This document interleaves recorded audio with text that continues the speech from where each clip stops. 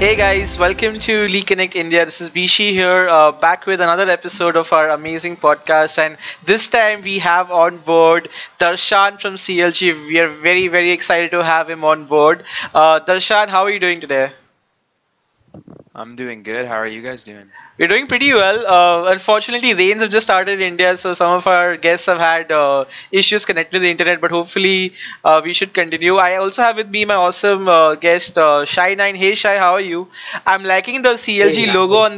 on your blackboard, by the way. Yeah, CLG Thank fanboy you. showing right there. How's it going, Darshan? Good, man. How are you doing? I'm good. I'm good. Awesome. So, just to get started, Darshan, I just want to ask you, like, how is the MSI break? Like, what did you do something over the whole break, or were you just chilling, or how was the break for you after spring? It was good. I did get to relax a little bit, but I also played a lot of league still because I wanted to be in shape for I practice see. starting up again, Yes. and just making sure I'm like exercising and doing other healthy things, so that when the season starts, I'm like ready to practice instead of getting back in shape for the season to start. That's pretty awesome. So, have you guys started like practicing as five as well? Like, have you guys started scrimming, or is it like, do you get any free time off, or how is it going up onto the preparation for when summer starts? Yeah, so now we're practicing, I think, about 6 days a week. So Oh, I see. I think today is my day off on Monday. So typically we're having like, or I'm practicing like 10 to 12 hours every day. And Oh, wow. then yeah, and then we have an office now, so I'll go there from I think like 10 to 7, and then I come back Oh, home so here. so the office is where the gaming practice happens, and then this is where you come into your house, and later on you sleep and stay or play solo queue. Is that how that works? Yeah, basically. Oh, nice.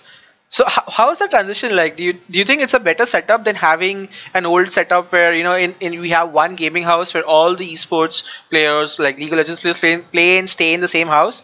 Compared to that kind of a setup, how do you think this is different? And do you think like is this a better way because now you have a separate function of work and a personal life or something like that? Yeah, I think if you're mature enough, like if you're able to like handle all the responsibilities of living by yourself, I think it's better. When I first started, I was like 17, so I think at that time gaming house was probably better, but I'm 23 now, so I definitely appreciate like living on my own more now, and I think it comes with more responsibilities, but it's not that difficult, and I think it's really helpful to have that separation between work and like your Oh, own place. lovely.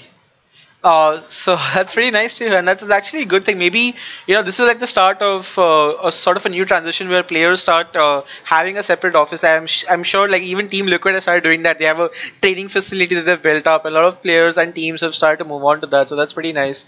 Coming out to the CLG gaming house though, like you've been playing with CLG since 2015. I remember when you guys won the summer split. It was like an iconic moment. I'm a big CLG fan myself, so it was very nice to see CLG win the summer split. Or like personally, like I'm a big fan of yours. So in my country, like I'm one of the players who plays top. So I've always looked into you and like as inspiration for a lot of the plays that I make. I used to follow you when you used to play Jax. I used to follow you when like you used to play that split push style back in Velocity and Coast Gaming. So it was pretty fun to watch you do that. So moving on, Thank like you. how has it been work like for since almost 3 years now, like you have been with CLG and I think they're an amazing family, I have to say, but how has your experience been like playing for CLG and gelling with the whole team organization as a whole? Like would you have something to share with regards to that? Um, I think it's gotten better as time has went on. I I see. think I've worked with our coach, I think ever since I've been here, so it's been like 3 years, and I think that it's pretty important to be able to work well with someone who's trying to help you improve. And so being able to build that relationship has been really helpful. And then I've had similar teammates, I think. I have Huhi and Stixay now. I used to have Afro for like a long time, so I think having similar teammates is also really helpful to just kind of understand like how to help them be at their best, and then also like pick them up when they're not doing well, and then vice versa for myself. So I think it's been pretty good working with everyone at SoloQ, and I think the org has been leveling up infrastructure and stuff like that, like getting the office. I think that their number one goal is to help us do whatever it takes to win. So Right. I think that they're helping us with that more as the seasons go on. So I'm pretty excited for this split too. That's really positive to hear that. I'm going to take you back a bit to your early days. How did you start playing League? And what did you play back then? And when did you realize that you could do this? Like you're a good player, and your transition from going from a good player to a pro. Okay, sweet. So Great how's that question. journey like? So I started playing, I think, in about 9th grade. I was, I think, 14. My brother got me into the game, and I was just playing for fun. And I think when I finally got to start using my brother's like good computer, because I was using a really bad laptop, is when I started playing the game a lot more. Because it was just the graphics were a lot better, and it was so much easier to get into the game. And then I would just be going to school at the time, and then whenever I got home, I would play that game after my homework, like almost every day. And then it got to a point, I think, in like 2 years later, in 11th grade, where I started playing on like amateur teams. I see. And one of the pro teams needed a sub for one of the tournaments, because their team was also like all 17-year-olds. I was like 17 at the time, 16, 17-year-olds.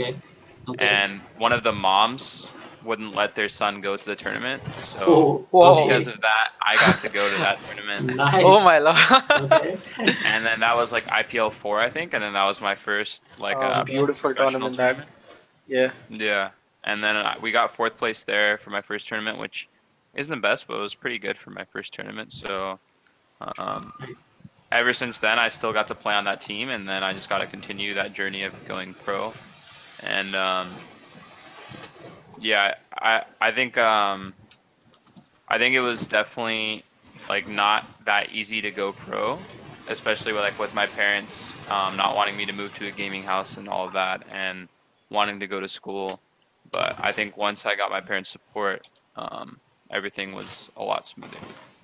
That's pretty nice, man. That's a very interesting story. We did not know that someone else's mom said no, and that's why you got an opportunity. But I guess that really worked out, because IPL was a fantastic tournament at the time before things got structured with LCS. I think IPL 4 was one of the highlight tourneys that we were seeing. IPL 4, IPL 5, I think also happened. So that's pretty cool. Yeah, I wanted to ask about his dad. You said in another video that your dad plays.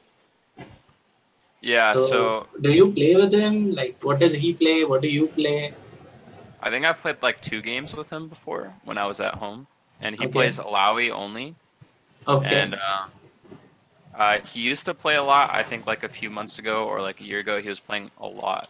He'd play like every other day. Like he'd play solo. He's recently started playing SoloQ, but I think he's taken a break recently. But he did play a lot, and he watches all my games.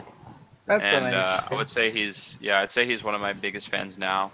He definitely I think every time there's a game, like my whole family, when my grandma was living there too, and she doesn't even really understand what's going on, like she would be watching the games too. So it's nice that everyone in my family kind of watches and supports me. That's really nice. I'm happy that that's the case here as well. So, like, a little contrasting to the situation out here where, esports is still like a growing scene.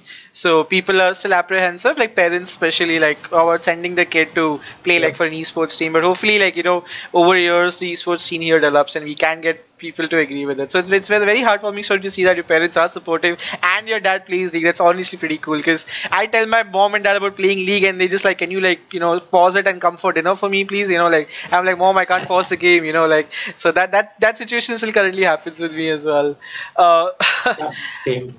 Awesome. So I think Ingenue is back on call. Ingenue, can you hear us? Hi, can you hear me? Yes, we can. Awesome. Yeah, Lovely. So I think awesome. perfect. That's great. Yeah, so Ingenue is a part of the LCI podcast, Darshan. So like we wanted to make sure she's a part of it, even if it's through voice. It's good to have her on board. So Ingenue, everything good, right? You can hear us and everything is good. So far, so good. That's all I'll say. Awesome. All right, and we'll just continue our questions as well. That Uh, yeah, so I also wanted to talk about your hobbies. You also said you wanted to keep trying new stuff like skydiving and dancing. And yeah, we've heard that. what is currently your hobby? What's Yeah, your current so interest? I think I save a lot of stuff more so like that for the off season, but I just think it's Okay, like as a person, it's like important to just like keep growing and learning things right. and experiencing new things as well. And so skydiving and dancing was stuff I did skydiving once, I think, and dancing was something that um, I was doing, like swing dancing and hip hop dancing. I was doing a decent amount of for a while, but I think what I do during the season is like fitness stuff. Like I've been going rock climbing like at least once a week, and that's been pretty good. It's like way to Okay, exercise and then socialize at the same time. And then right, besides that, I just think like music is something that will always be like a big part of my life for me. right. So I like singing a lot, and um, eventually I want to like start making my own music and performing and stuff like that, just like for fun, like even like street performing stuff like that. So Nice. Oh wow, that's really nice.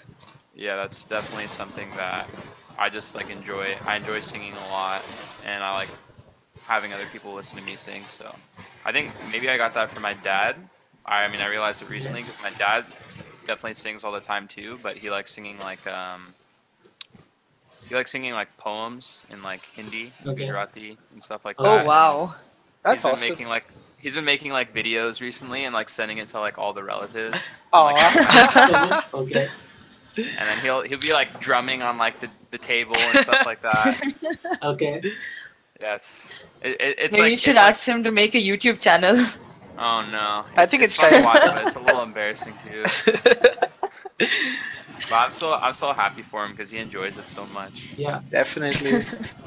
Like speaking of singing talents, Roshan, we are obviously very well aware of your own singing skills. We wanted to ask you this, and because it's like you're catering to an Indian audience for our podcast, so do you know any Hindi songs by any chance, or have you sung any Hindi songs? I only really sing Hindi songs when my dad's around, singing them at like the top of his lungs. Like I think if I think of any songs, I remember like Kol Hona Ho. Oh, Kalhona Kalhona Ho. Ho. That's a Okay. Oh beautiful song So from a that's very, an awesome very song. yeah. good movie as Yeah, well. but I don't really remember how to sing it. Now, Do you know any other like Bollywood song, or like what Oh, has your exposure been to Bollywood? I watched like a decent amount of Bollywood movies with my parents, but I haven't really watched any recently. do you remember Yeah. any that you really liked watching, like your favorites amongst the ones that you watched?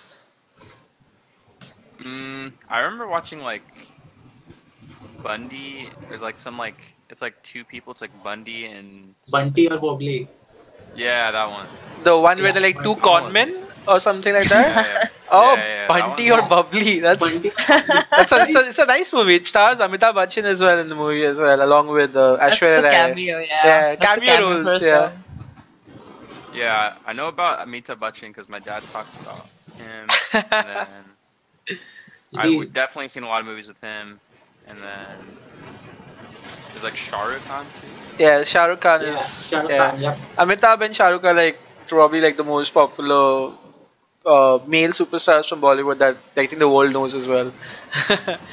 So what? Okay, let's forget about Hindi songs. Like what? Like do you obviously sing some? So we have a small request from us. Like we don't wanna like do it, but I think it's just for the fans out there who have seen your singing prowess. Like we just have a small request. Could you maybe any song of your choice, like have a small sing-along or something like that you could do for all the viewers in India and the subcontinent that'll be watching this podcast? That'll be pretty awesome. And it could be any song that you're that you currently like listening to or humming to. It could be just about anything. Sure. Awesome. That's great. Yeah, I can't Yay! sing that well right now, but I can find something simple to sing with. Standing in line to see the show tonight, and there's a light on, heavy glow. By the way, I tried to say I'd be there, waiting for Danny the girl is singing songs to me beneath the marquee overload. Damn, son. Yeah, I like that song. And then, I'll sing something from Coldplay too.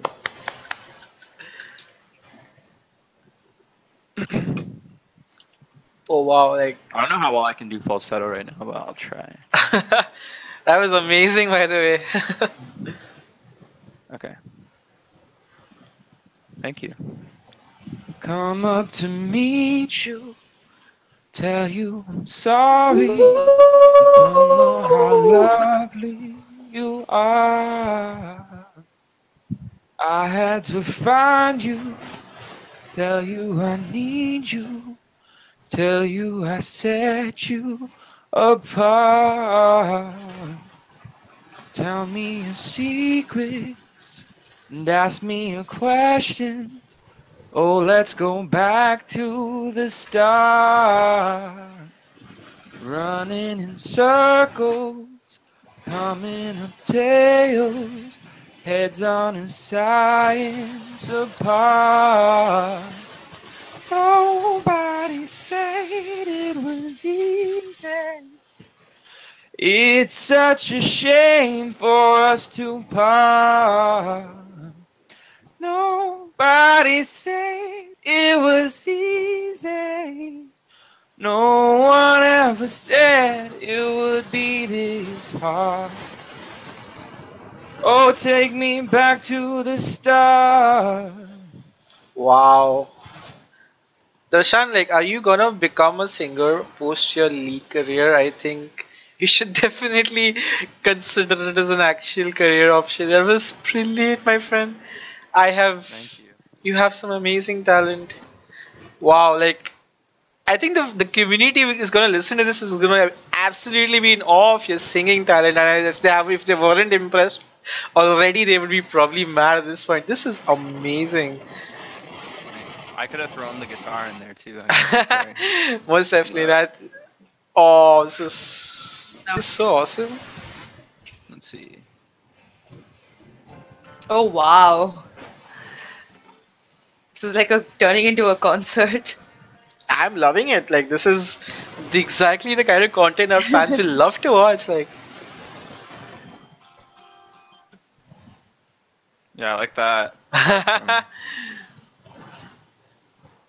That riff is legendary. I mean, props to Yeah. them. that was amazing. All right. Anything else you guys want to hear quickly before we move on? Do you sing anything from Ed Sheeran? Yeah, I sing a lot of his stuff. What do you like? Engineer, do you have any suggestions? I'm okay with like almost I anything. don't. Well, one of Ed Sheeran's most popular songs was "Shape of You." Do you like that one? Yeah, I've sung that one before. Yes, we would love to hear you sing wow, we would love to Shape hear of it You. again, Yes. Okay. The club isn't the best place to find a lover, so the bar is where I go. Me and my friends at the table doing shots, drinking fast, and then we talk slow. Come over and start up a conversation with just me, and trust me, I'll give it a chance. Now take my hand, stop, and the man on the jukebox, and then we start to dance. And now I'm singing like, girl, you know I want your love. Your love was handmade for somebody like me. Come on now, follow my lead. I may be crazy, don't mind me saying, boy, let's not talk too much. Grab on my waist and put that body on me. Come on now, follow my lead. Come on now, follow my lead. I'm in love with the shape of you. We push and pull like a magnet do. Although my heart is falling too. I'm in love with your body. Last night you were in my room, and now my bed sheets smell like you. Every day discovering something brand new. I'm in love with your body. Woo! Wow, that was amazing. I must say that was Awesome. amazing. I think you'll give Ed Sheeran a run for his money, honestly. I agree. Thank you. Uh, have you legit considered doing something with? I mean, I guess you have, right? Post league. I mean, like, have you ever thought of doing something in music, or maybe after your, or if league wasn't around? I'm pretty sure you'd probably be doing something within music itself, right? Yeah, that's the plan. That's like the next thing for me is I really want to do stuff with music. I haven't really I'd been doing lessons for years. Like I'd I be see. doing it on my off days. I would go do a lesson, but then I stopped that a few months ago. So I now I'm see. not now I have to practice more on my own, but I think I just want to definitely like see how far I can go if I just focused only on singing because I haven't really done that yet. That's lovely. Thanks a lot for doing this for us. I'm sure the fans is gonna love it. Thank you so much. Yes. Yeah, no problem. I mean, I like singing myself, so it's fine. All right. I think I'm gonna go a bit of a deep dive back into the game now. So Yes. a little bit about the summer split. So last summer split was kind of challenging for CLG.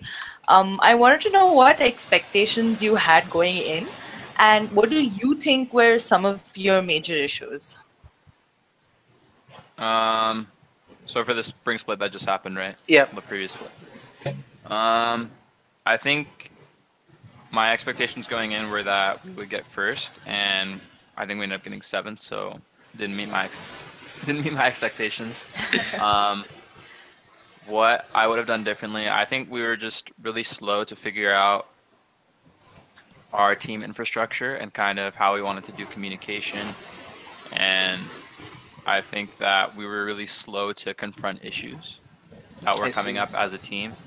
And I think that we didn't improve as fast as other teams. And I feel like when you're playing at like the highest level, the thing that like sets you apart is like the rate at which you improve compared to other teams. So I think even if you're like not the best at the beginning, if you're improving faster than everyone else, when it gets to the end, you'll be able to make it to playoffs and then win playoffs. So that's kind of what I want, and kind of the feeling I always want going into matches for LCS is that I want to feel like we deserve the win from how hard we worked that week of practice or that week of scrims. So I just want everyone on our team to have that feeling for every weekend this split, and try my best to make that happen. Very interesting. All to hear right. Yeah, that is some interesting thing.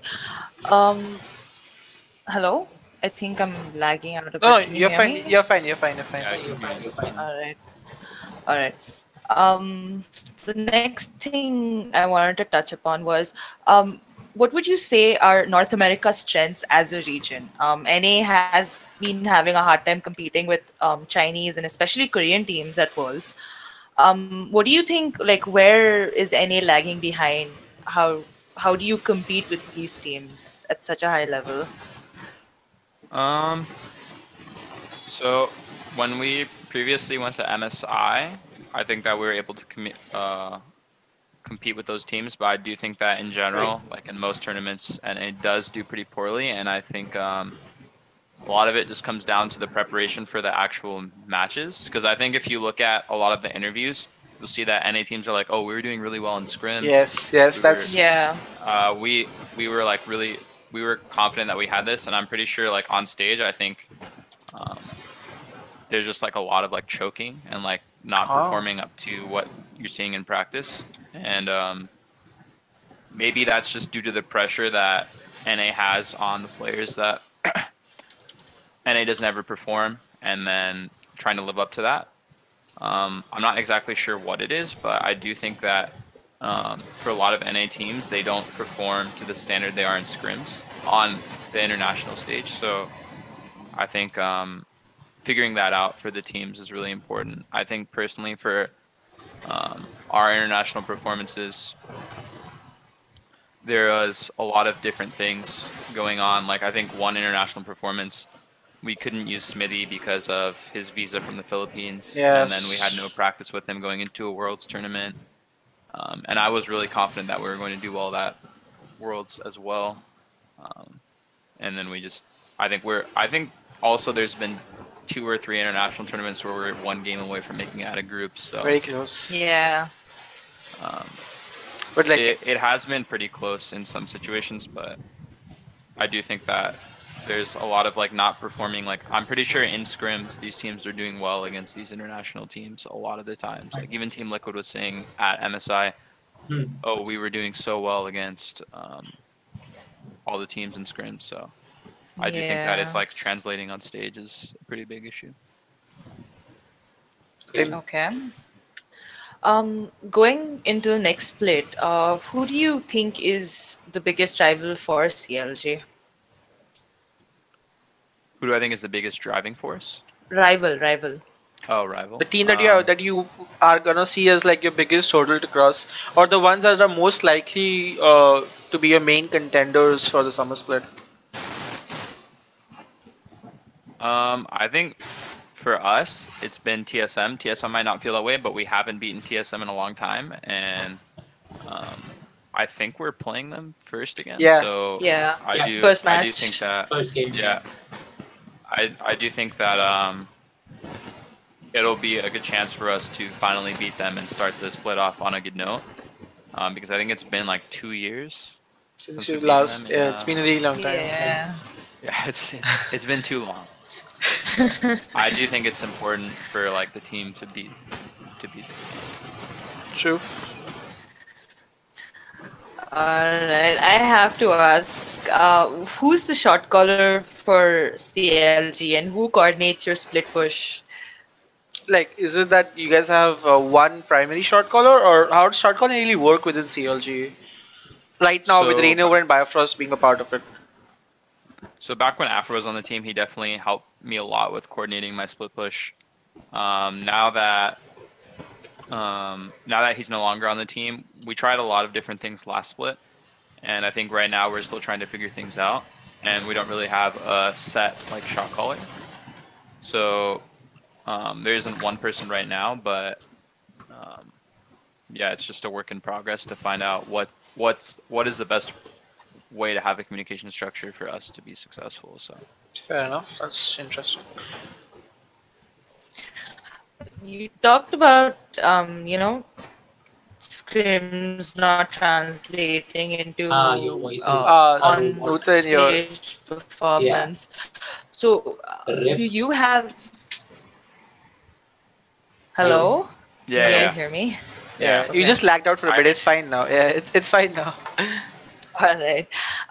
You had mentioned that it's hard to translate your scrim performance into on-stage performance, right? So that's where you think one of the major issues is. So, do you have any pre-game rituals that you do? Any superstitious lagged out again. I think ritual or something like that. I think Darshan did get the question. Hello? Though. Oh my god, can you not hear me? No, we can hear you. You're fine now. So pre-game rituals. Hello, is it fine now? Yeah, it's fine. It's fine. Okay. Yeah. Pre-game rituals. Yeah. So something I've been doing a lot recently is like meditating more consistently, because I think it's been helping. I've been well, I did have issues like going to sleep for a little bit, and meditating helped with that a lot. And during the season, that's something that I always do. Like before every game, I'm like meditating, and I'll also be listening to music at some point. And one song I always listen to is Clear to Loon, because when I close my eyes and listen to that song, it reminds me of all the times like I was preparing for matches before and I was really calm, and so kind of listening to that song brings me back to that mindset again. So that's kind of a song I always listen to. Typically on the van over, I'm listening to music, not really like trying to like goof around too much, kind of like get more focused, get a little more serious. And yeah, just meditating, listening to music, that one song. That's like the main things. That's pretty nice. Like we asked Björksen the same thing, and even Björksen has had his own pre-game ritual of such that he would do, but he would just like space himself out for the time being and go on stage. So it's nice to hear that every pro has a different way of getting onto stage, and I think nerves are a very big deal. You know, like we play solo queue here, we think it's fine, but it's a lot more difficult when you actually end up going on stage, and you know it's a completely different ball game out there. So it's pretty nice to hear that the coping mechanisms or the ways that people calm themselves down before they start playing this. Shai, do you have a question that you love to ask? Yeah, I'm going to talk about your memorable plays. So one of my most memorable plays of you were the double TP. With Hui, right? You and Hui, yeah. So Yeah. you and Hui double TP'd on a minion and took out the AD carry piglet. So that was like an amazing play. And another one was when you were the Nar and you were against. I think that was way back. You were against Dyrus and Bjergsen. So Bjergsen was the Yasuo, and the Nautilus used his ult on you. And the time you were knocked up, you stunned the Yasuo, so he couldn't ult. I mean that was amazing. That was a beautiful play. Do you have any of those memorable moments as well? Like what are your memorable moments? So those are definitely two moments that come to mind, like the double TP. I love that play, and the other play that I did. In the moment, I thought it was pretty good, but then after everyone was like, "Holy moly, that was amazing!" And so like I watched it back, I'm like, "Oh yeah, that was pretty good." And besides that, I like some of my backdoors. Like I had like a Nasus backdoor. The game against TSM, right? Yeah, game one. Yeah. That was an was pretty iconic fun. moment as well. No one was expecting the Nasus at the time, and then you just backdoored it, like typical Nasus style. That was epic, to be honest. Yeah, that was also one of the definitely plays on board as well. Awesome. Yeah, a lot of backdoors. Winning the last team fight against, I think, TSM in like season 6, like at the split after Doubleth left the team. I see. With like when 6day was playing Tristana and he got like the triple kill, and then we won the split. Yeah. Alright.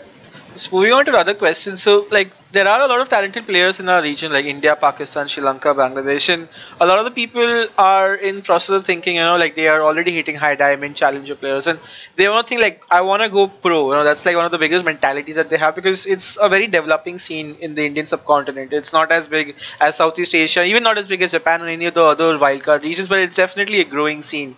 So one of the questions that people ask is like, you know, do I get into league full time, and like, is there any advice that you could give to players who are starting out in terms of what they should be doing to, you know, get recognized and to become better at the game, because there still is contrast and difference between a solo queue player and a professional player? Yeah, so I guess it's kind of a hard situation because the scene isn't that big, right? Like if you were in North America or Europe or Korea, Right. whatever region, like if you're good, then it's a lot easier to get noticed because there's a pro region there. So I would say to like have some patience and also keep it realistic at the same time, where like you said, the scene's developing, and I think it might be too soon to kind of just like, I want to go full time and play League all the time. I think like when I was playing, I only went like pro after I finished high school. Like I was playing in LCS and going to high school at the same time because the scene wasn't that well developed. So I could like do that at the time.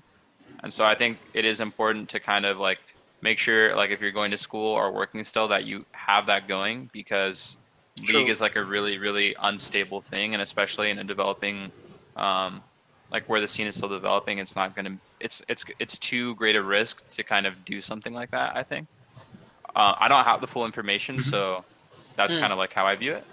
And I do think that for ways to get yourself noticed, I don't know if you can play on, if there's any other regions you can play on from India, but we currently play on 2 servers. There is one for Garena in Southeast Asia, so there's a Singapore server that we play on, and the other guys play on EU West. The difference is that EUS gives you around 140 to 160 ping, and I think Garena gives you around 60. So I guess Garena's the choice. Yeah, Singapore server. Yeah, Singapore server gives around 60 ping, so 40 to 80 depending on the region you live in. So I think that's still competitive. Yeah, so maybe playing on the Garena server would help because that's a more like noticeable region. Like if you can climb to the top of that region, if the ping isn't too bad, then that would be a good way to help. I mean, I think being at the top of your own region says something too. But I think you just, especially with like the growing infrastructure, I just like it's just patience and be realistic and try and find opportunities where you can. But I think there's no like rushing it. Like I don't think there's anything like one person, like one player can change about the scene. So I think like maybe you can try and make friends with other pros when you play on other regions. Try and make yourself get to the top of rankings on other regions where the ping isn't too bad. But that's really good advice. So I mean, it is something, and like it really matters when we have a pro like you saying that, because like it takes a lot of weightage than someone else asking us. So I really appreciate you answering that for us. Really helpful for that. I like to move on to some league meta related questions right now. Like being sort of the top lane main myself, like over the last season or so, like season 7 or season so, like top lane has become like a bit of this role where the impact of that role in SoloQ at least is pretty minimal as compared to what you can do when you play either AD carry or jungle or mid as well. Like it's really different than it wasn't. Like as a top lane main yourself, like how do you think this has transitioned onto the current season? Where do you think the problems that were existing last season, where all you could play tanks, like top were just tanks, and like you just have to rely on your team in solo queue as well to do so? Like has that changed around recently, or do you still think like something could be done to give top lane more agency onto the game?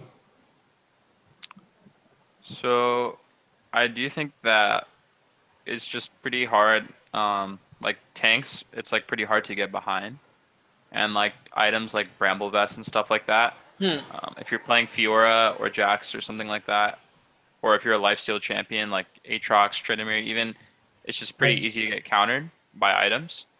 And I think as teams have gotten better, split pushing does get harder, but I still do think it's possible. I just think that the split pushing champions aren't very strong right now. Besides, I think Camille is not bad, but she's more of like, she just like starts one-shotting everybody. Yeah. But I do think that the tanks like Ornn and Cho'Gath are like a little bit too strong, which kind of makes it hard for people to play carries.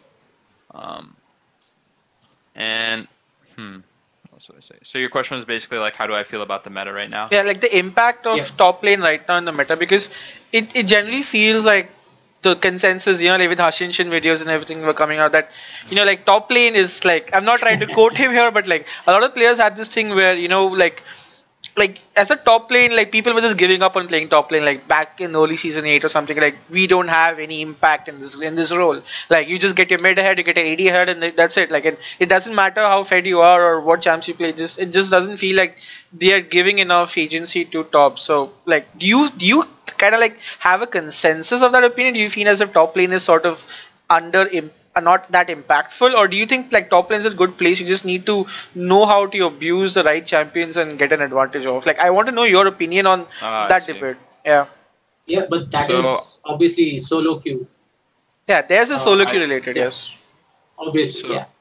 So I do think naturally that bottom lane, there's two people in the lane. So if bottom lane gets behind, then it's like two people on the enemy team who have an advantage. So naturally, just looking at that aspect, it's better to play off bottom lane in a lot of aspects. And then the other end of it is that there's AD carries that just get really, really strong. Like for example, AP Kai'Sa right now, like if she gets ahead, she just one shots everybody, and like you can play a tank, you can play a carry. It doesn't matter. You just die. So there's champions like that right now that playing like a tank or playing a carry feels pretty bad, both as a top laner. But I do think that there's a way to make it so that bot lane has a little bit less impact, and there's benefits to playing off of top lane and champions that can actually snowball well off top lane to make top lane a more impactful role. And I do think like some changes have been made. Like so, for example, Rift Herald. I think Rift Herald is pretty strong right now, actually. So that's an advantage of playing off top lane that I think wasn't there before. Because everyone Definitely. was always like, just get Dragon, Hmm. and you don't have to worry about top. But Yeah, now it's Right. like, oh, if they get Rift Herald and use the top lane, you can get like 2 or 3 towers. that's true. Rift Rattle So basically equals like a tower at this point if you're able to use it correctly. yeah. Yeah. So, So hmm. yeah, go ahead. So like just coming back to the esports professional scene, like you have played against like almost the best of the best top laners in the whole like world at this point. Like even you played in Worlds, you're playing against Smeb, you played against a lot of players, and even in North America, you have a lot of amazing top laners in Someday, Huni, etc. as well. So one of the questions I had to ask, and very specific to like pressure, like amongst all the top laners that you faced so far, and this includes everyone that you faced at Worlds as well, which top laner do you think exerts the most amount of pressure while in the laning phase? Like this is like one guy that you feel like, okay, he's gonna be very aggressive and I have to play very carefully and not the kind of guy who's just gonna wait for his team to like build up. And the one that you felt was exerting the most pressure in general, in your experience. So I do feel like when it gets to the pro level, a lot of times like pushing your lead is like working with the team or like having the team pressure you. And so like with that being said, I do think that Huni like pressures top lane the best in North America. I think Wow. that like the way he works with his jungler and mid laner to like 3-man top or like have his jungler gank top, he does it pretty well. And I think he does it better than any other top laner. So I think like maybe 1v1 like straight up Hmm. he's not better than top laners on every matchup, but using his team, like with his jungler and mid laner, I think he's better than other top laners, and I think that that's like what's truly strong about him. And then he'll just play really aggressive all the time as a result of that, and his team will back him up. So I think that that's why I think Huni. That's pretty interesting. Huni was the kind of guy who always, I think, plays pretty aggressively. So that shows in his gameplay as well. And if he has a team helping him out, like that's actually good for a top laner too. Like when your team is so in sync with what you want to do and get those dives going, that actually works out quite well. Uh, so this is like more of a solo queue question right now. Like in the current meta that we're going for, what top lane champs would you recommend to for solo queue climbing purposes? Like at this point, that you feel that these champions, if you play and if you play them well, you'll be able to climb solo queue quite fast. So I think for top lane, Camille is pretty good right now. Camille. Ooh, I would also say that besides Camille, there is Gangplank. There's Singed, who's recently been pretty good to play. Lovely. There's also Renekton and Aurelia. I think those Okay. 5 are pretty solid. Lovely.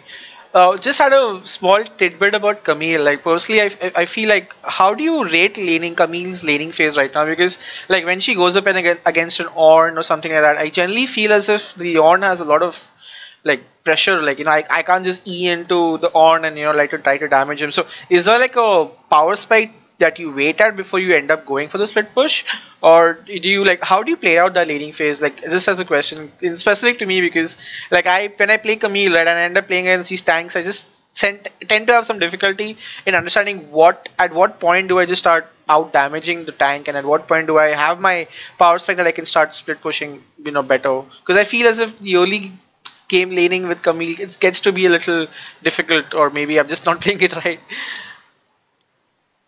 Yeah, so I do think Camille loses to the tanks like Ornn and Cho'Gath, and then you typically want to like look to farm to like Trinity Force and fight. And I do think that like against Ornn specifically, you just want to dodge his like Q. And the thing with Ornn is like when he casts his W, right? He only goes in that one direction. So if you're constantly moving and Mhm. then he casts his W in one direction, you just like step to the side, and then as soon as the shield is down, you can look to go on him. And then I for see. Camille too, you can E off of his Q. So say he misses his Q, he uses his Q and W, and he misses them on you. Yeah. As soon as the shield's down, you just use the Ornn E to like E off of it onto Ornn, and then he has no abilities, right? So I Oh, think fighting against him, you kind of want to bait his abilities out before you go in. that's And pretty. Hmm. yeah, you don't want to use your W when his W's up because he'll just shield it You and then just hit shield. you with all the damage. So you always want to use your W like after he misses his W or uses it and the shield is down. And it's really easy to set up for ganks too. So like when you hit level 6 on Camille, You can gank Ornn pretty easily, or you can gank Cho'Gath pretty easily too. But Definitely.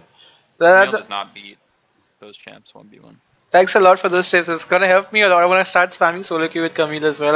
I'm an Renekton main myself, so I completely love the point that you included Renekton in that tier list or whatever you have of 5 champions. I think he smashes early game quite hard, and if you're able to get a lead off of that, I think you can just go and impact other lanes and snowball off of that too. So that's pretty cool. Thanks a lot for answering that for me as well.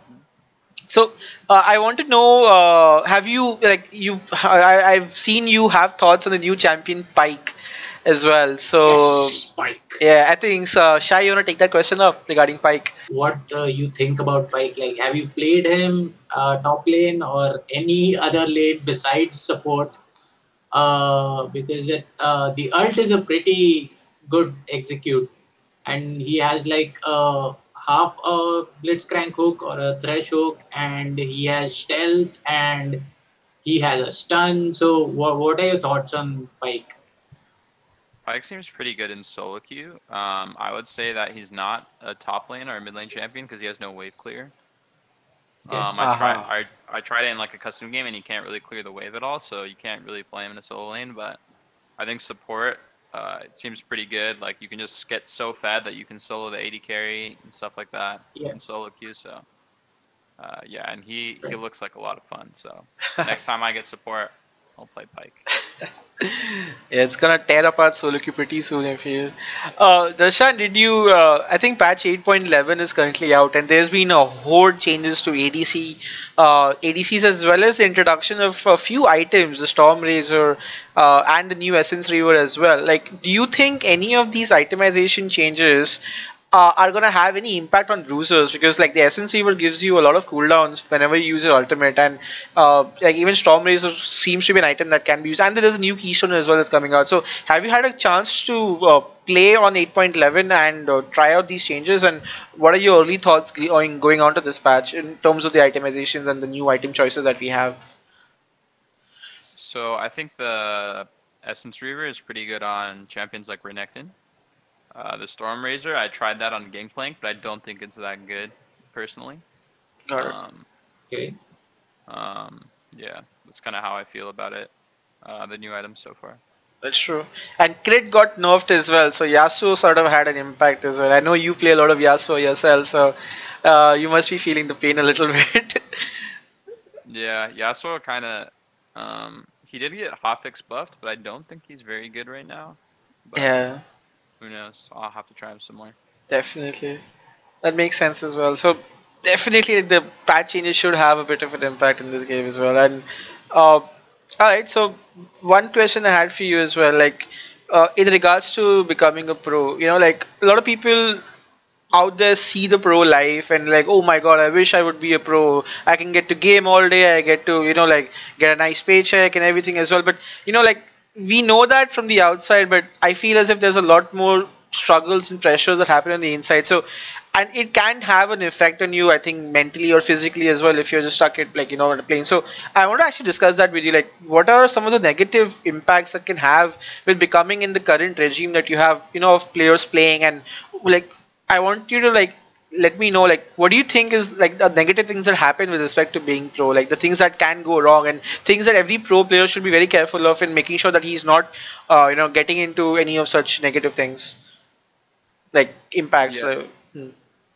So I'd say with being a pro gamer, I don't think that anyone should pursue doing it or even do it if it's not something they love doing. Like if they don't love playing the game a lot, Hmm. they shouldn't try and do it because you're going to be playing the game like at least like 10 to 12 hours a day, if not more, like every single day.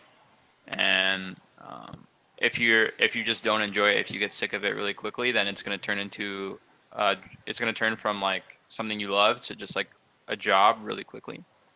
And for me, I do still really enjoy playing the game. Yeah, there's times that I play where maybe I don't really feel like playing, but I know it's what I need to do to improve, so I do it. But most of the time, I do enjoy playing. It doesn't really feel like a job, but you have to realize you're spending a lot of time at a computer too. Like you need to be taking care of your body and your mind. Like you need to be exercising. You need to be stretching because Right. everything's gonna get super tight sitting at a computer chair all day. Mhm. and it's really easy to build like unhealthy habits when you're a pro gamer too. So I think that you just have to take care of yourself even more. And I do think the other thing about being a pro gamer is that there's only one winner. So a lot Hmm. of times you're Right. going to be losing, and it's a Right. competition. And it's like not only like are you losing, but it can be your job on the line. It can be um, maybe you're not even good enough to be a pro anymore. Like, uh, what do you need to like? How Right. can you push yourself to win? How can you push your team to win? Like, that's the other thing, right? It's a team game, so not only do you Right. have to be able to improve yourself, you have to be able to work with other people and improve other people. So it's not as easy as like if I'm the best, we're the best. Hmm. You don't have to Right. be the best player to be the best team. And I think having that mindset, like it's good to look to improve yourself and be the best you can be, but it's even more important to be able to play as a team and help improve your teammates. So that's what I've learned a lot over the years is like working with a team and the team aspect. And Right. maybe that can be frustrating for people who only want to like look to focus on themselves and think like, oh, if I'm really good, this will be easy. It's really not that easy, and there's a lot that goes into being a successful team. So I think there's a lot of hardships, and you have to be able to be someone who can take losses and who can take criticism and who can improve through it all, and someone who can handle pressure on stage, who can handle like the fans criticizing you online. Um, people telling you things like you're not good enough, you should quit, you should retire, Yeah. A lot of um, criticism. things like Yeah. that.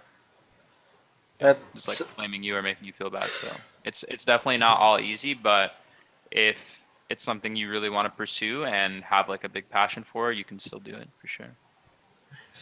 thanks a lot for answering that. Like, definitely goes to show it's not so easy and it's not all fun and games. It's a lot more to do with how like how much you're passionate about, and like it really gives a lot of insight into the whole situation being pro. So thanks a lot for answering that for us. Hmm. Uh, Moving on, like we have this segment on our show which we call the rapid fire questions. So basically, what I'll be giving you is a series of questions, and I want you to answer to me as fast as you can regarding it. All right. So we're gonna get started with it whenever you're ready. All right, do it. All right, let's go. All right, question one. Which three players did you have the most fun playing with in your entire career? Most fun playing with? Um, Daydreaming, Oh, Jinte, Jinte. Oh. uh, Okay. let's see, Apollo. Oh, lovely. Oh. Okay. Good answers. Thank you. All right, second question. Rank these NA top laners in order of their skill. Huni, Someday, Impact, Honzer, and Licorice in their skill levels. Hard to say, honestly. Who knew someday? Oh, you can take your time in that one. Licorice. Yeah, I think it depends on the meta and the time. Maybe Uh, based on I'll do based on last split. all right. Um, Okay. I would say Huni, Impact, Oh, nice. uh, Hanser, Someday, Licorice. Lovely. That's pretty nice. Thanks for answering that. All right, another question. If you had to choose one champ, and that one champ would be responsible for saving you against every other champion in League of Legends, who would you pick and why? Um, Cho'Gath. I just hide Oh, under Cho'Gath. So Okay. up mid. That.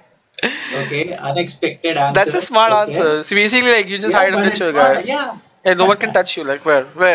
They have to go through a big, massive void monster to do it. So it makes sense. All right, that's awesome. Uh, Another question. So I'm sure like you must have tried some Indian dishes. So what is your favorite Indian dish? Um, Put your. I like a lot of the paneers, like Mutter paneer. Ah, Tasty. Oh. nice. Matar paneer is an amazing choice, by the way. Yeah. All right. This is like sort of funny. So if you had to pick a waifu between Sneaky's cosplays and Box's cosplays, which one would you end up taking as your waifu? Ooh. I know it's a tricky I one. think Both are Sneaky really good. cosplays are better. I Yeah. think Sneaky's cosplays are better. Oh, there we go, Oh. boys. The Okay. CLG Darshan has chosen Sneaky. Let that be on record. Alright. Yasuo. Fiora, and Jax. Pick only one amongst these if you had to. Yasuo, Fiora, and Jax. I know these are champions you love playing, so that's why we got them. Oh, okay. I gotta choose one. Yeah. I think I choose Yasuo. Ooh. How so? Okay. You wanna know the reasons? I feel like Yasuo. I feel like Fiora and Jax can kind of, or like Jax can like, he's fun, but he's just like pretty straightforward. And then Fiora, like she can get a little fancy, but she's also like a little more straightforward. And then I feel like Yasuo, you can always do something kind of crazy. Kind of crazy. Yeah, I feel like yeah. Yasuo wins that. Alright. Okay. Now, pick one of these if you had to cosplay them. Okay. Yasuo, Fiora, Jax. Yasuo, Fiora, or Jax. Oh, one of them? Yeah. Yeah. Definitely Yasuo too. Yeah, I had a feeling that'll be on you. You can definitely pull off the Yasuo look. You should consider cosplaying Yasuo as well. It would be a great option. You could do Fiora. Come I on. can't beat Sneaky's cosplays. So. Oh. I think at this point nobody can beat Sneaky's cosplays. Especially after Pizza Delivery Server, I was just like, wait, really? Like, I did not see that coming. And the whole community as well, like, oh my lord, is this for real? And I'm showing this to people who don't watch League, and no one, like, even thought once that, yeah, it's a guy. It's just like, oh, she's a pretty girl. I'm like, yeah, let me show you the actual photo. Alright, so if you had to take one ability from the game, and you could have that ability in real life, which one would it be? Maybe Echo's ultimate. Go back in time. Wow. Nice. You know what? Like Bjorkson answered the same thing when we asked him this.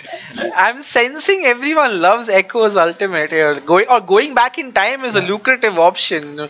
I'm trying to figure out why, but that's generally a trend that we've been seeing. We are interviewing Biofrost pretty soon as well, so I think when I ask him the same question, hear his thoughts on that too. Awesome. Well, yeah, imagine all the uses of that. Like, say, like you could be going out on a date or something. You could say something wrong. Oh, rewind. Rewind. Oh. That didn't work. I'm actually, I'm seeing the merits of it more when I'm hearing Darshan talk about. Like, it makes sense, dude. Like, no, you'll have to keep in mind the cooldown, right? So you can only use it. I mean, it's just if it's a 90-second cooldown, like, you know, and you can use it twice in a day. Surf mode. It's surf mode. Yeah, that makes sense. Surf mode Echo R, boys. 6 to 8 second cooldown. Let's go. Awesome. The last question for rapid fire: if you had to make a dream team, and with you being the top lane in that, and you could pick anyone in the league scene right now, who would be your other players? I would have BDD mid lane.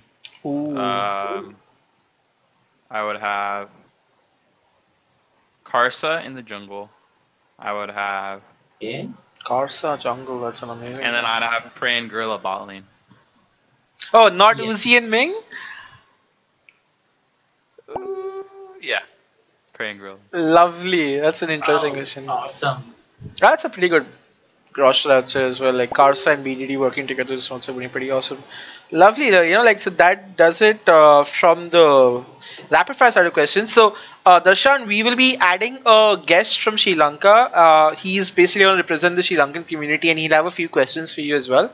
And post which we'll have a few community questions, and then we'll wrap up the podcast. So allow me just a minute to add him on the call while awesome guys. So welcome back. So we're doing something different in LCS podcast this time because we have such an amazing community and we want to make sure everyone's involved. We have got Ashik Salit from us from the Sri Lankan community. Ashik is one of the admins of the Sri Lankan community's Facebook page, and we're excited to have him on board as part of our podcast as well. Ashik, how are you doing, brother? Hey, Beach. Yeah, I'm doing good, and good morning, Darshan. How are you? Good morning. I'm good. How are you doing? How are you doing? Good. I'm good, Darshan. So, first of all, I would like to thank League Connect India for inviting me over. I mean, this is obviously a dream come true for me, and of course, Darshan for joining with us today. Of course, man. Nice Thank to meet you too. It's great to have you on board as well. Okay, so and of course, Darshan, talking about the Sri Lankan community, but I mean, a lot of top laners look up to you as their role model. And a while back, we also had a player called Zion Spartan LK as well. And most of the top laners, I mean, some of our best top laners like Patrick, Bolta, and Nayab has always looked up to you as So their role nice. model. And also in Sri Lanka, we have so much CLG fans, so big shout out to them as well. Uh, so today I have some questions from the community, Darshan. So without further ado, let me get back to it. So the first question is from Shalita, aka Ace Lord. He asked, "What is the most important best role for a top laner playing in the current meta? As in, do they is it the tank or do they have is it the carry? Do they have to go for a carry champion or for a utility champion?" I think there can be both right now, like carries and tanks. I think the meta's still kind of being figured out. First, let me say, like what you were saying earlier, like thank you guys so much from the Sri Lankan community for your support. I'm so happy that I have people that look up to me, and hopefully I can make them proud in the split coming up. And glad to have you here for the podcast. It's awesome. And for the question, yeah, I think so. For tanks, there's champions like Ornn and Cho'Gath that I think are really strong right now. With Ornn, you're just so strong at engaging. So if you just find timings to engage, I think you can carry your team that way. And that has a lot of success in solo queue and pro play. And then with Cho'Gath, I think you just win a lot of your lanes 1v1. So you can just farm up, play lane really aggressively, and be a really like unkillable tank. And then as for the carries, I think there's champions like Camille and Aurelia that in solo queue especially can just snowball super hard. So I think there's room for carries and tanks, and those champions are great places to start. Awesome. Uh, Awesome. So moving on to the next question, Ashiver, aka Jitans, asks, in competitive gaming, what are the most information communicated by the top lane? As in, like we all know that teleport timers are super important, and except for that, what are other more important, significant information to be communicated to your teammates? And is it possible for a top laner to short call in a very highly competitive environment? Very interesting question. I like that. So I do think the top laner's role, and yeah, that was a great question. I do think the top laner's role, besides teleport, which I think is really important, is communicating like his timing on like, oh, I'm gonna push my wave and then I can collapse for a team fight like in X seconds. In this amount of time after I push my wave, we can start Baron, or their top laner is going to be roaming mid like right now. You guys have to back up or watch out. So it's like I think the top laner is really important for helping your team decide when to fight and how to fight, because if you can get there if you can push your side lane, like say the champion, say you're like Camille versus Ornn, right? If you're ahead of the Ornn, you want to push the Ornn into his tower and then collapse so that your team can fight a 5v4. So while you're pushing your wave and you don't see Ornn, you want to be communicating to your team like, I don't know where Ornn is, watch out, like make sure you're like not in a place to get engaged right now. And then when you see Ornn and you push him to the tower, you're like, okay guys, we can go for vision around Baron, we can set up to start Baron. And then that's when you can kind of like help your team, like give your team the confidence to like fight and engage. So I do think that you're really responsible for communicating, like engaging and timing a lot. You're not the only person, but it's important. And I do think that a top laner can shot call in some aspects. I just think it's harder to do, but it's still possible. Lovely. That's okay. Thanks a lot. So moving on to the yeah, that's a lot. So moving on to the next question. This is from Abid, aka Leon. 2016 spring is considered as the golden age of CLG. Looking back, why was CLG so successful back then, and what has changed since then?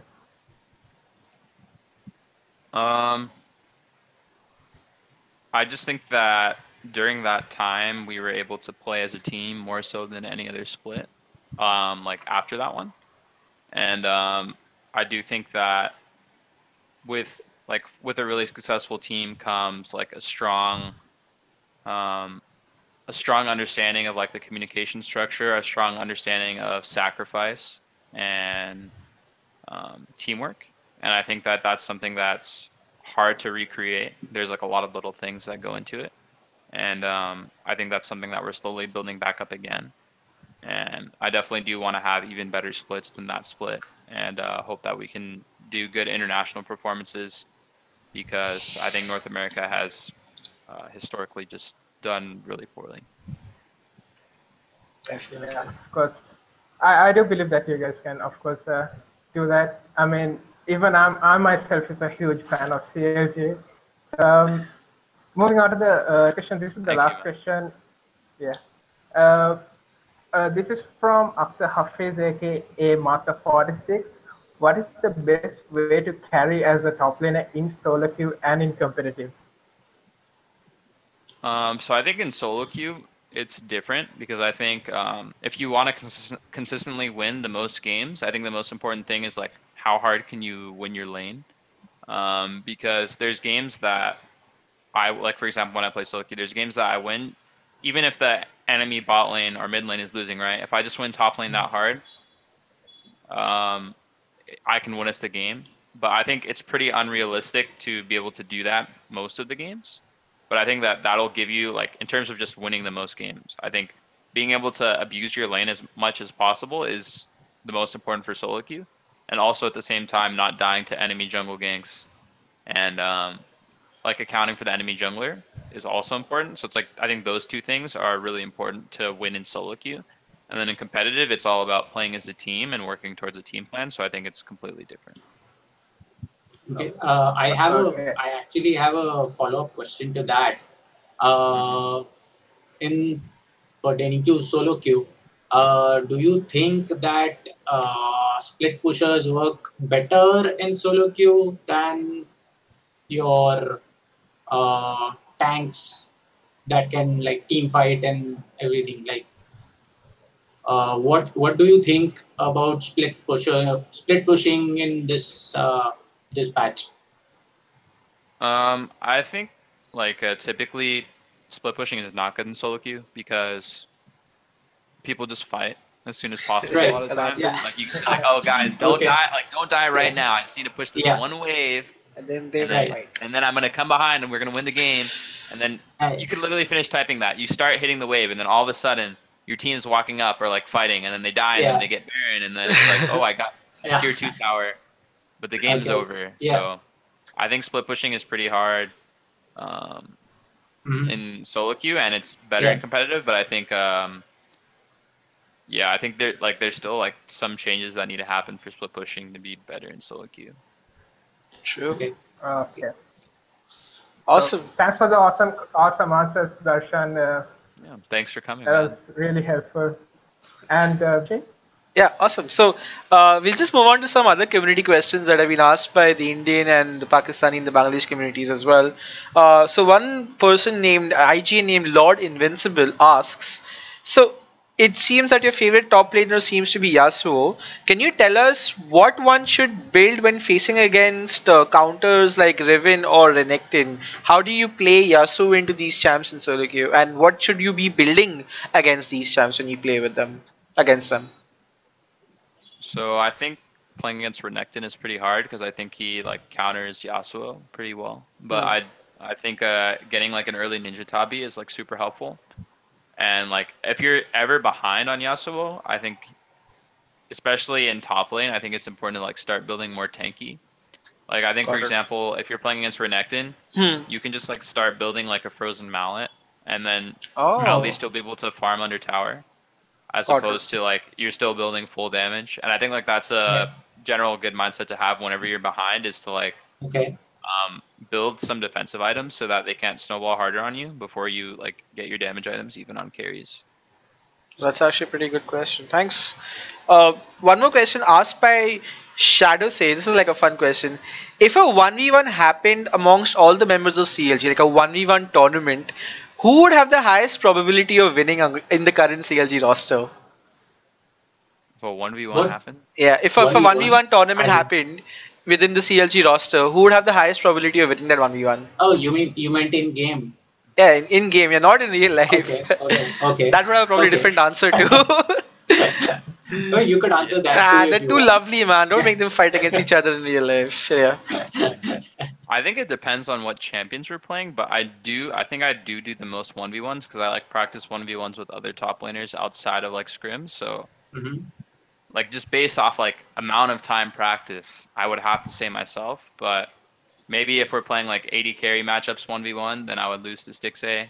Or if I was doing like a specific mid matchup, I would lose to Okay. Uhi. So I think it is depending on like what champions you're talking about. So it could be any champion. You have your basic blind pick. You know how we do it in All Stars, where you could pick whatever you feel like. So in that situation, I'll say myself. haha, that's awesome. Awesome. All right. One more question asked by Akash Pati. He says, amongst all the seasons that you've played in, is there any particular season that you felt that you did not enjoy at all? Like this season for me personally was not great. Amongst all the seasons that you've had played with. Um, I think, I think just like I enjoyed the earlier seasons more. I think like the recent seasons haven't been as fun as like season 3 or season 4, even season 5. So Season 4 and I just season think 5. like season 3, 4, 5 I liked more, and then the recent seasons I haven't liked as much. Yeah, I can understand why being a top lane myself. I think season 3 you'd had a lot more fun playing. It just Yeah, season 2 was fun too. yeah. I think like they removed the hard carry potential in SoloQ, didn't they? Like with more and more Riot and League really focused on making League such a team-oriented game that they removed a lot of the agency in trying to solo carry. Like you could no longer like be 5-0 in top lane or be any lane for that matter and get to be able to just dominate that. And I think recently they started doing that. They started giving you for first hour gold and a few more things. So hopefully that changes out. But I think they're also understanding that. Hopefully that happens because like you want to have impact, and especially in top lane. Like you're playing carries like Fiora or Yas, when you go get those skills, you want to be able to snowball off of that. And it just the focus on team fighting and being a 5v5 team is just a little too much. So hopefully that changes in the current season as well. They are considering it, so hopefully that happens. Awesome. So yeah, it's definitely harder. true. So just like to finish it off, what's next for Darshan? I remember you said that you would like to take a career, but let's say 10, 15 years down the line, like, do you see yourself being associated in League, or would you see yourself moving on towards something else that you love doing? I think I'd see myself moving on towards something else I love doing. I think that, I've spent a lot of time playing video games, and like this game specifically. And I think that there's a lot more in life to do that I haven't experienced. So I think I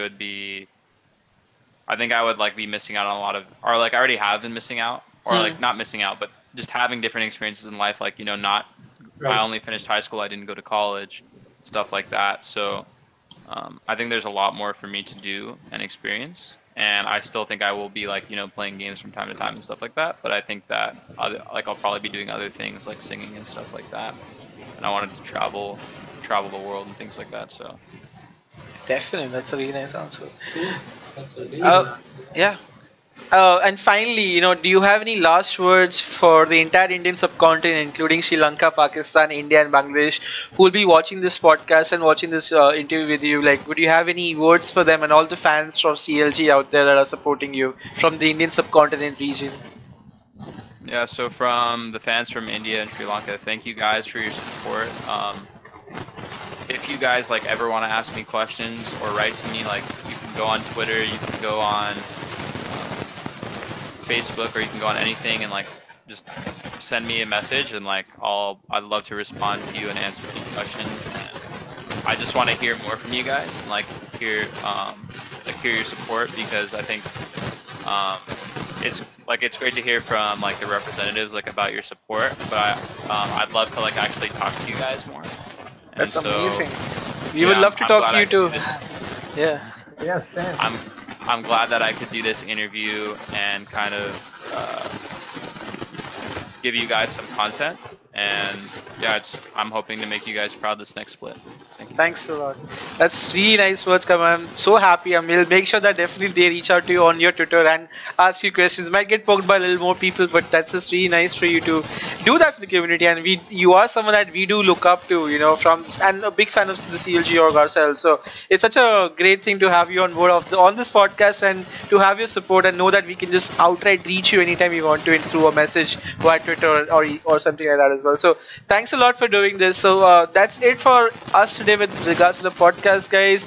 We hope you had fun. You did get to see Darshan sing. You got to hear him get his views on a lot of the SoloQ, on a lot of the content on League and the esports meta as well. So we'll see you guys next time, and yeah, that's it for now. See you. Take care. Bye bye. Have a great one. Bye bye. Take care, man. Yes. Bye.